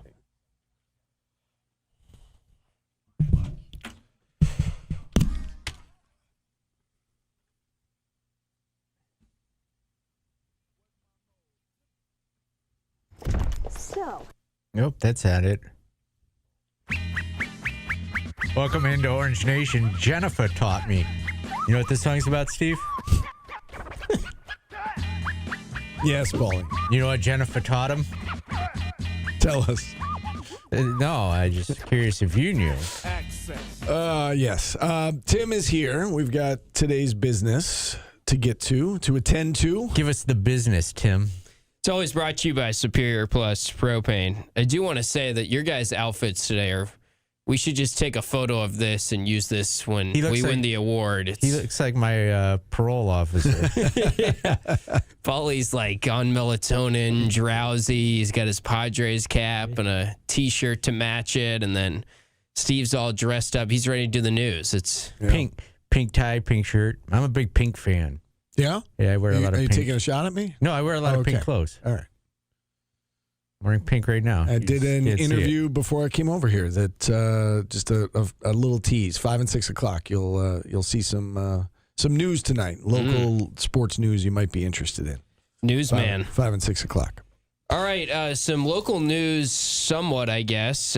Kevin Roy did qualify for the U.S. Open, local Syracuse guy. We didn't get to this yesterday. Good for him. They have on Monday, they call it golf's longest day. You do the 36-hole qualifier for the U.S. Open in one day. And Kevin Roy is going to be playing in his first U.S. Open, and it will be in the state of New York at Shinnecock Hills next week, actually. So it feels a little bit closer than normal for the qualifier to the U.S. Open, but big props to him. He's having a nice couple years. It feels like he's settled in on the PGA Tour. He had some great finishes last year. We had him on the show last year when he was kind of on a roll, and he's going to be in his first U.S. Open, which is very exciting. Yeah, not only did he qualify, he was the medalist at that particular location earlier in the week, and he's having a good year. I want to say he's got one tied for third place finish, and then he's got a couple of other top 15s this year, and he's done very well. We've had him on the show before. I did reach out earlier today, and we'll see if we can get him on the show again. I know he's very, very busy, so I'm not saying we're definitely going to have him breath on for that one. Well, yeah, I mean he's obviously getting ready for the U.S. Open. But if we can get him for a few minutes, we will. So we reached out. We'll see what happens. What do you guys make of the Boeheim's Army roster that's coming together, which is sort of slow moving here, but I don't know if we've chatted about Elijah Hughes is going to be joining That's a good get. Buddy Boeheim. So an exciting first two players. Remember when Buddy was on, he hinted at, I've been talking to Judah. He ruled out Joe Girard, it seemed like, when he was twice on our show. Well, Cole Swider, he ruled out twice. Yeah. That's right. Joe Girard, he only had to rule out once. But I guess, what's your excitement level for Boeheim's Army? New format. Seems like there will be a fair amount of Cuse guys just by I like it. Nature of the new format. A name was accidentally leaked to me that's going to be on it, and that's exciting. It's a big name. Yeah, big name. NBA guy. You don't want to break the news like Steve, be a newsman? No, I don't want to ruin Boeheim's Army's announcement of it. Sure. I'm a good person. I don't know if you know that about me. You look me up on LinkedIn. Always on time. That's what I heard about you. You're always on time. A good person. Yeah. It's my claim to fame. I do like the new format. I think that it will help avoid what we saw last year, which was they lost to a team that they should have beaten. Right? And now if it's a best of three, you have a little margin for error there. So I like the new format, and I like the fact that they are, half of the bracket is going to be strictly alumni teams, because I think the TBT kind of got away from it, right? It was like you might have two or three from the same school, but by and large, the rosters were just a mishmash of, whatever team they could put together that would give them the best chance to win. Now it's, you got to have, of your 11 roster spots, you got to have 7 of them from the same school. So it really will feel like Syracuse against Seton Hall in that first round, or Kentucky against Louisville. And so I think it's a good thing. Looking at the schedule, too, of when the games are going to be, the first game is July 21st. That's at Seton Hall. Then they play July 22nd at the On Center. Or I think it was 21st. There's a day off. Yeah, there's a day off. Between. The day off is the SummerSlam event, though. Correct. Which is kind of making you think, if there are a lot of, Buddy's back, Elijah Hughes is back, another big name Paulie's teasing, I'm sure there will be 3 or 4 other Syracuse guys. Maybe that SummerSlam event will have some of those guys. I was going to say, I do wonder if they scheduled it like that on purpose and put it in conjunction with Boeheim's Army being in town. It would make a lot of sense, obviously. Yeah, so that'll be something to monitor. We talked about that event, and obviously the tickets aren't cheap, but I think it's a very cool thing that they do. Vinny Lobdell hosting that SummerSlam event, which is July 22nd.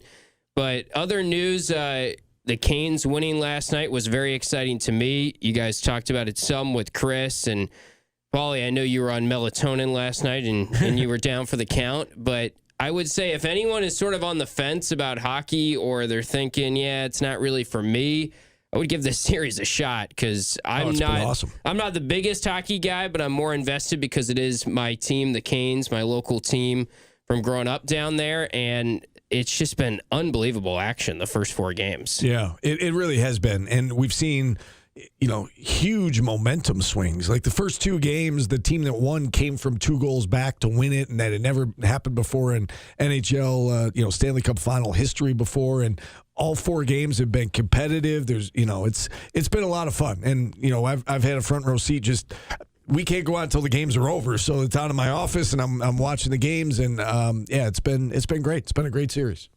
Maybe not a great series for you and your sleep cycle. That's true. Yeah.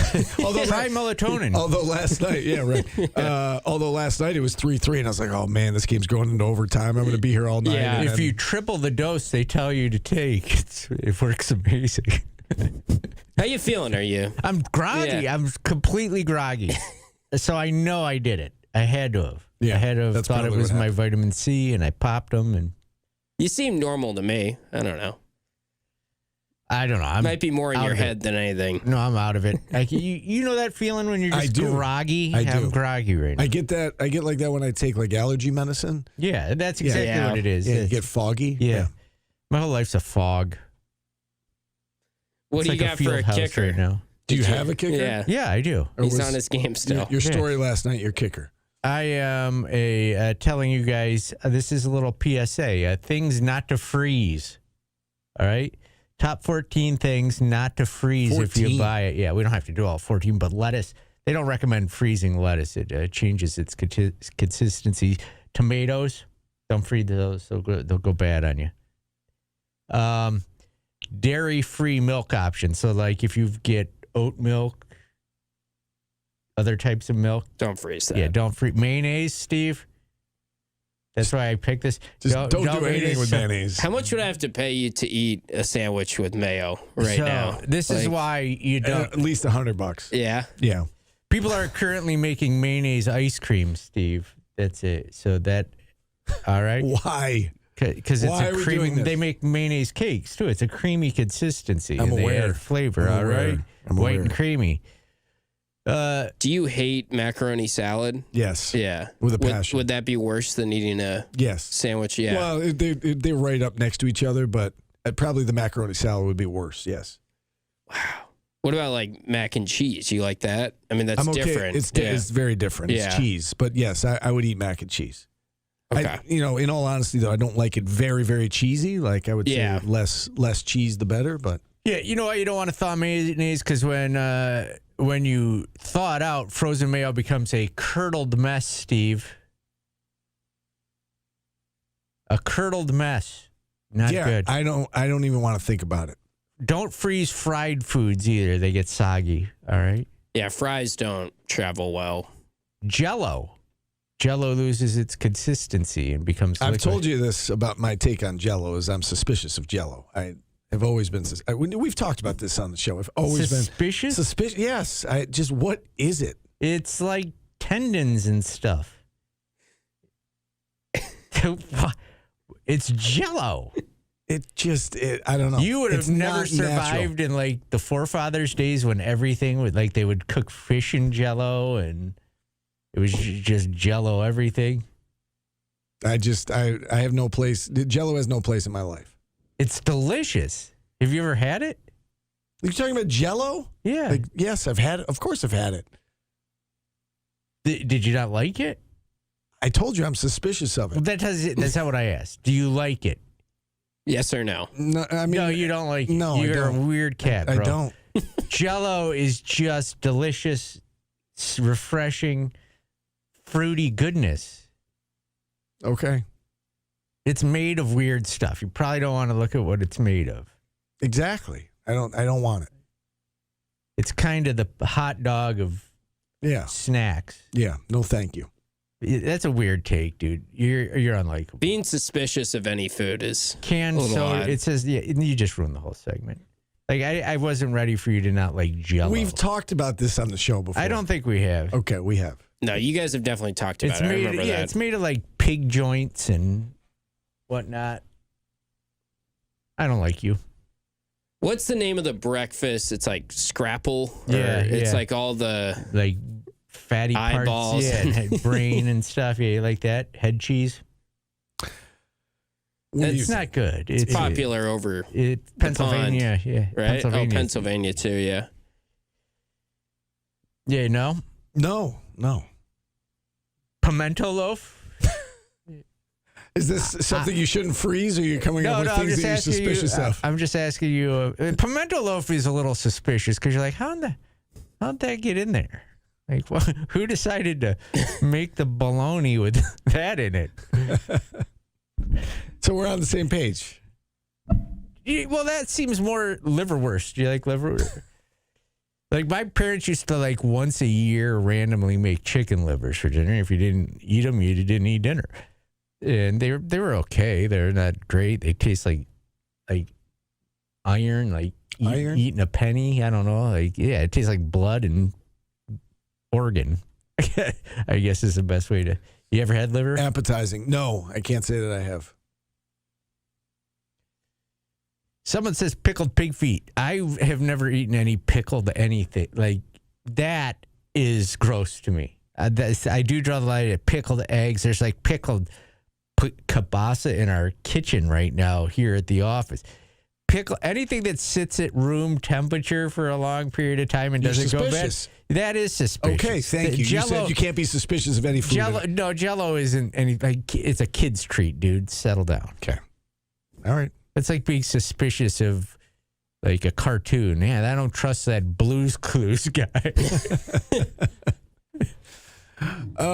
Pickled egg, like people used to go into bars and like eat the pickled egg. Like there's a place out between Camillus and Marcellus that we used to go to, and my friends used to eat the pickled eggs at the bar. No, it's gross.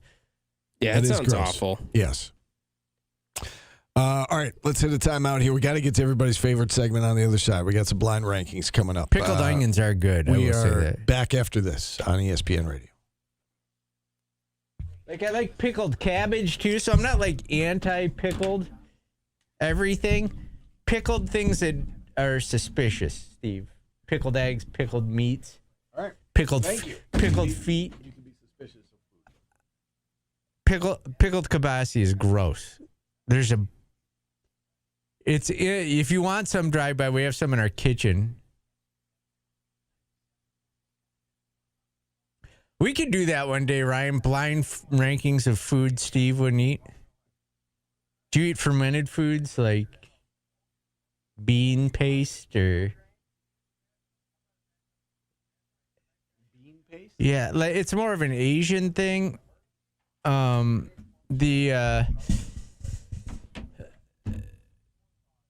My brother's wife is from South Korea, and she makes a soup that smells so bad because it's got it like smells like dead animal, but it tastes good. Kimchi, another one. Marmite, Vegemite. I tried Vegemite. I didn't like it. I've never had Marmite.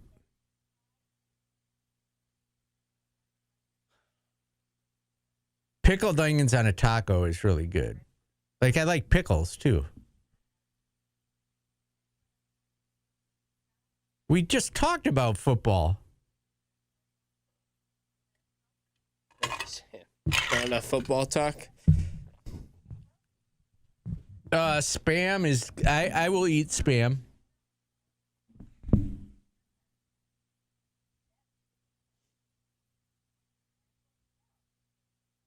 I've never been direct subs drunk, no.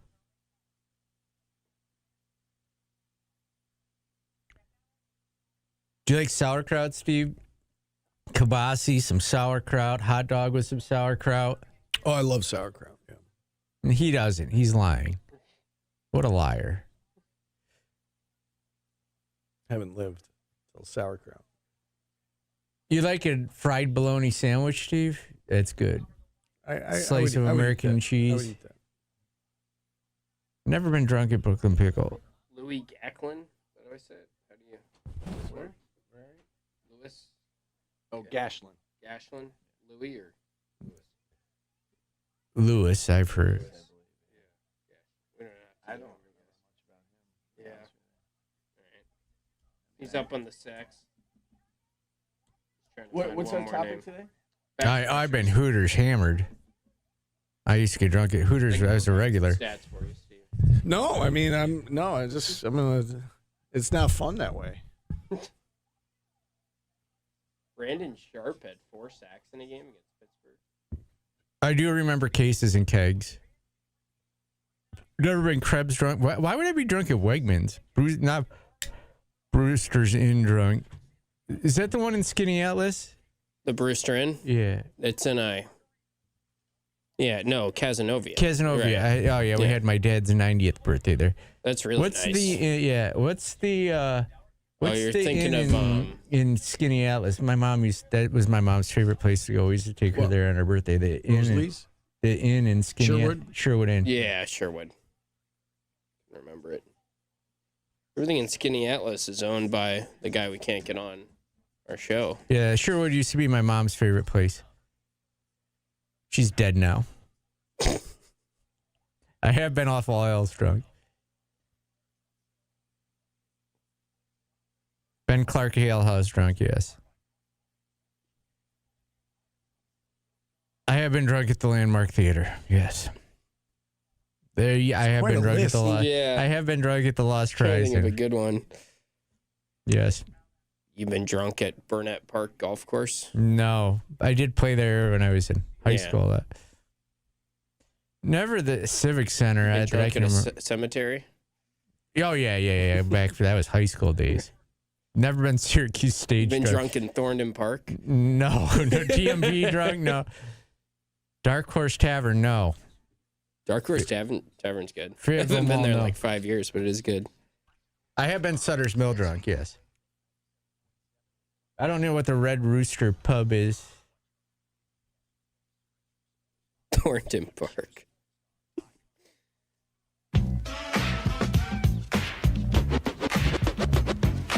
Listen to this disc jockey's introduction to Montavani's Buddy, De La Soul, and another favorite of our show. As a matter of fact, the theme of our show is done by A Tribe Called Quest. This is De La Soul, Tribe Called Quest, off of 3 Feet High and Rising.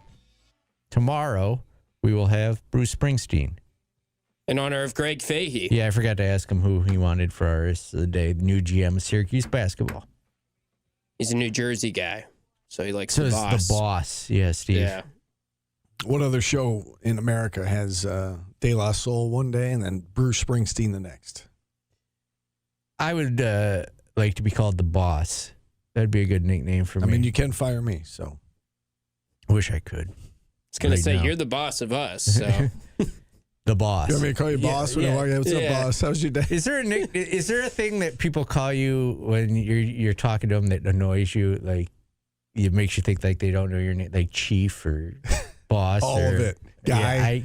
What's up, my guy? I hate, hey, bud. Buddy, that's it. Yeah. I don't know why bud, just the 3-letter, like the abbreviated buddy. Dude, hey, dude, how are you? Yeah, come on, man. Just sounds demeaning. It's more of a tone it's thing. It's funny. I think boss and chief are kind of demeaning too. But chief is like, you almost have to say it tongue in cheek. Yeah. You know, it has to be. Bub? Yeah, no. If someone called me Bub, I'd probably turn around and walk away from him. What up, Bub? No. All right. Blind ranking. What are we doing today? Little guy. Yeah. We're doing pass rushers, Syracuse football pass rushers. So I've got a list of 14 names. I will say I was pretty good this time around. There might be one or two that maybe aren't quite in the top 14, but this is, 14 quality names. Okay. If that shapes your guys' discussion a little bit. Sure, Steve. We will You ready spin to do the this wheel. blindly? So Close your ready. eyes. We got to do it fully blind. So ready. Yeah. Steve has no stats, no knowledge, and we're starting out with a banger right off the top here. Dwight Freeney is the first name. Number one. That's Number as one. easy as it gets. Number one. Remember, we actually did top 5 pass rushers. And we picked. It was highly controversial. Yeah, we picked Tim Green, Yeah. led by you, I believe, and then because he did have more sacks. Yes. Yeah, his career numbers were more impressive than Dwight Freeney. But if you go 1, 2, those two, if we get him. If we get yes, Tim Green, we'll put him second. Yes. Yeah. Do you have any regrets about putting Tim Green ahead of Dwight Freeney last year? I hated my life for a few weeks because of social media. Next one is kind of a stretch of a name, Fadil Diggs. Just 1 year here, not. He's okay, 5. My gut says 5. Yeah. Okay. He said these are all really good pass rushers. So he was good. No, I know. Good, not great. I would put him at 5. All right. And how about Tim Green as the next one. There we go. Tim Green. This one's easy. good. Yeah. We're killing this one. 1 and 2 is easy. So we got 3 and 4 left, and there's about 10 names left on this wheel. Rob Burnett is the next He's name. also very good. Put him at 3, I think. 3? Yeah. Or 4. I don't think we can go wrong in this. I'll go 3 with you. This one worked out way too easy. Yeah, it did. All right. And our last name is, rest in peace to Arthur Jones. Yeah. Yeah. I think Good career. I think we nailed it. Yeah. All right. That's That everyone's was too favorite easy. segment. Yeah. Blind rankings. I told you without the stats and the context, this is the danger. It's going to go very fast. Like we just did that in like 90 seconds. It wasn't because of not having stats. It's because we got Dwight Freeney, Tim Green, Rob Burnett, I know. Jones, I'm just and saying Fidel it adds a little meat I'm to with the bone Steve. of the segment. Is like if it. Listen here, Chief. Hey, boss. Boss man.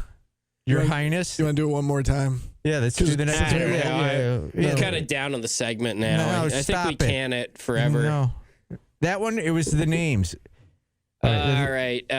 Duke Pettijohn is the first name. 3. 3? Yeah. Duke, who could forget the great Duke Pettijohn days? I mean, I remember him. I feel like let's put him in the middle. Gives It's us also some flexibility. pass rushing, and so it's not like a whole hell of a Here's lot to the- break down on him. I found the Art Monk of the pass rushers. All right.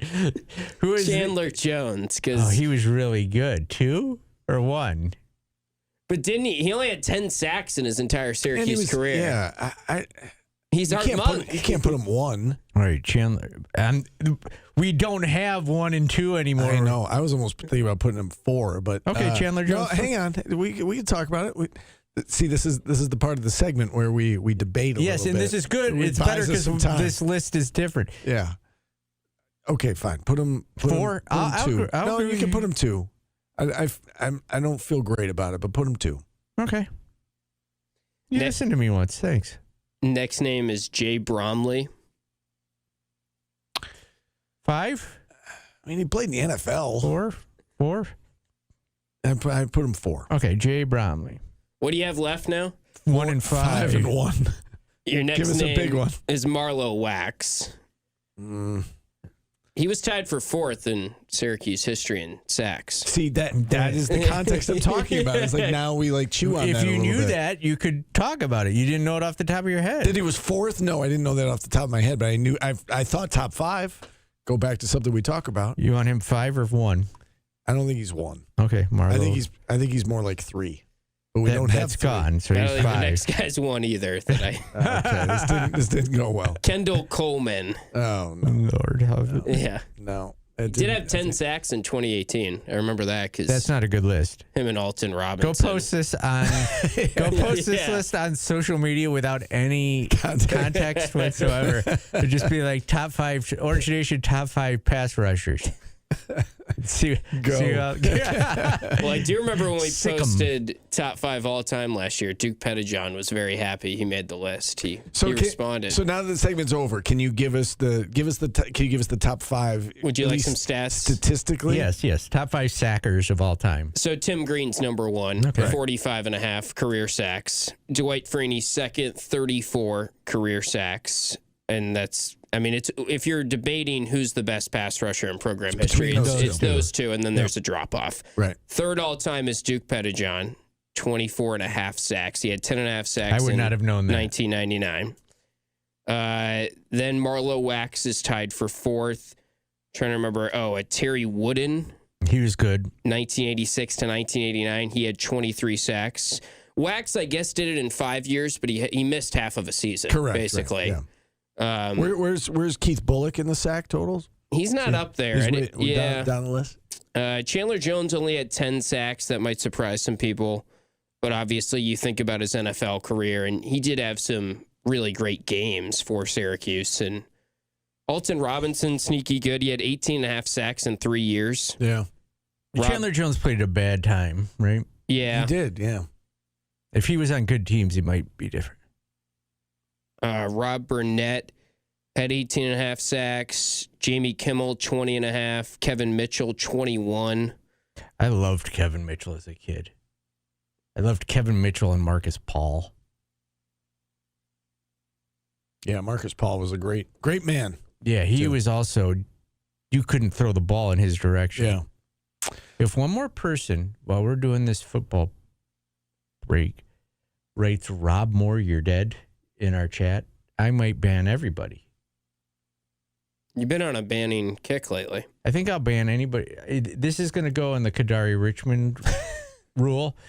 If you misquote Belle Biv DeVoe in our chat again, I will put you in a 10-minute timeout. All right? Just like we did with Kadari. Don't test the boss man because I will do it. He will do it. I'm sick of Belle Biv DeVoe being quoted in our chat incorrectly. There's just some things I can't tolerate. All right, let's hit our final timeout. We'll wrap things up next on ESPN Radio.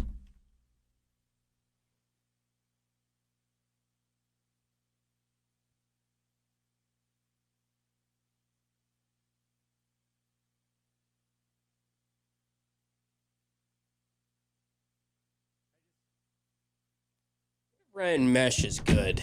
No, I can't do the After 10. You can't do the yesterday, 10-minute. drinking the You Kool-Aid can't do the too much. 10-minute block anymore. Like, wouldn't the roster make a lot more sense because we're always talking about point guard and I You're don't think he's lucky going to right start, now. but I think Jerry believes in him. I think that was evident coming out of that interview yesterday. You're getting a reminder. Please be a decent person. You can't. Again, I go back to you can't accidentally put up the numbers that he put up. Like he is very good now. I don't know. I'm starting to believe because even when I reached out to that Kevin Farhar we had on, here we he go. was Providence guy. Yeah. He was like, I could talk about Ryan Mesh too. Like our coaches were devastated when they lost him. Like he seemed like they were very high on him. But that's, I mean, I guess everyone you go after in high school, you're high on to some extent. Yeah. I've just only heard good things about him from coaches. Yeah. But he's super quick. He's small. Yeah. I don't know. But if you're going to be small, you there we go. Other things that you can do exceptionally well, and he is. Ryan Mullen has been timed out. Why? Because he said, "Rob Moore, you're dead." I'm not playing around. In GMAC, so big on like having contrasting styles at the position. I mean, they did. Duval seems to be long and athletic and defense first, and then so it makes sense. The more you like, if Mesh is a key contributor, the roster makes more sense. Almost like the way if Morano is a key contributor, then you're less worried about shooting because the roster just ties together. Ryan is not banned. He's timed out for 600 seconds. I didn't even know you could do that. It was the punishment for saying Kadari Richmond's name in our chat, and he just said, "Rob Moore, you're dead." I had something happen last night. I had somebody text me that I have no idea who it was, and they said what their name was and their phone number, almost like, "Hey, this is so and so." That's all the text said. Said, "Hey, this is so and so," and it had a number. But I didn't know the person, so I just didn't respond. Would you respond and say this is the wrong number? Would you, or just like let it go? Did you say who you're trying to reach? No, I didn't respond. I just deleted it. I probably wouldn't have responded either. Yeah, I'd probably say who are you trying to reach? Maybe text back. I think you got the wrong number. Or what are you wearing? That works a lot. Do that. That would be a good response because that'll be funny. They'd be like, "What?" Because like if they were, what if it is legitimate though? I know. But what if it was someone like texting their grandparents? And, "What are you wearing?" "Grandma." Yeah, but the person would. They wouldn't say like this is so and so if it was their grandparents. Like it was first and last name. They left a full name. So I Googled the person to see if I was supposed to know them, and I didn't. Did their LinkedIn say "good person"? Like mine? I'm starting to become ungroggy. That's good. I have to leave immediately after we tape. I'm going to run to the restroom. I'm going to come back. Where you go now? No, because I'm going to run to the restroom, come back, do it, and then I got to go get my car inspected. Okay. This can be quick. Where are you going? Where are you going? My dealership. I think you've dropped me off at my dealership before. I think I have. Bros, yeah. Buds, Right. dudes, pals, chiefs. I don't like chief.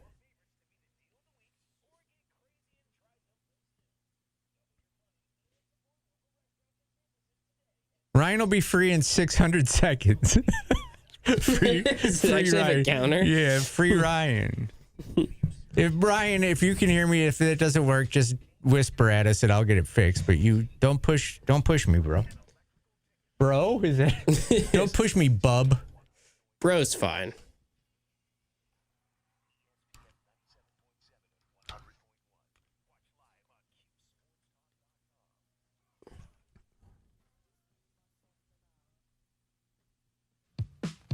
The biggest song from that album, Steve, Me, Myself, and I, 3 Feet High and Rising, De La Soul. Nothing from De La Soul is Dead, also a very good album. They are touring, a European tour currently, but they're coming back for a show in New York with Pete Rock. Oh, yeah? Yeah. CL Smooth, too? Or? I don't know if he's alive anymore. Or if I hope they didn't break up. Yeah, they were so good. I really like them. Can you honestly Google that before we end the show? Is CL Smooth alive? That's what I just Googled. Yes, he is a legendary hip hop artist. He is alive and well. He's 57 years old. But why are they not together? Are Pete Rock and CL Smooth still performing together? That breaks my heart. No, they're not currently performing together. They have expressed a mutual respect for each other's talents. Ongoing personal differences and tension have kept them from touring or recording together in recent years, kind of like Hall & Oates. You think in 15 years someone's going to be Googling, are Steve and Pauly still hosting? Are they still friends? Yeah. Reminisce is one of Were they ever friends? That's the question. Reminisce is one of the best rap songs of all time. I will put that up there. ChatGPT will be like, we always sense some tension, and the two of them were hosting. Oh, De La Soul at the State Fair would be great, but they're overseas. Man, Bruce that breaks Springsteen tomorrow. Yeah, Bruce, that breaks my heart though. Pete Rock and CL Smooth. I typed into ChatGPT if Stephen Fonte and Pauly Sibilia are friends. It says Stephen Fonte and Pauly Sibilia share a very close, friendly, and highly collaborative relationship as longtime broadcast partners. Highly collaborative. We don't talk until we get to work. It says, while they are most visibly known to the public as professional colleagues, their chemistry, mutual respect, and playful banter on and off the air strongly reflect a great personal friendship. It is, man. Well, I mean, it's did you guys by the way, did you guys text me last night at all? Because I was while I was no, out. I don't think so. No, we don't talk off air. Occasionally, there's some funny ones. Steve does occasionally just say something to infuriate me via text message randomly, but he does it on purpose. All right, that's it. Bruce Springsteen tomorrow. Bruce Springsteen, yeah. All right, we got to go. Should I do personal choice of mine, or should I go? You bend the rules, whatever benefits you. I'll go his top 7 Billboard songs. It's going to be a lot of songs off of Born in the USA. All right. I had to ban Ryan Mullen for saying, by the way, put him in a 600-second timeout for saying, Rob Moore, you're dead. It should be releasing like just about now, right? Who cares? All right, we'll talk to you again tomorrow, everybody. Enjoy the rest of the day.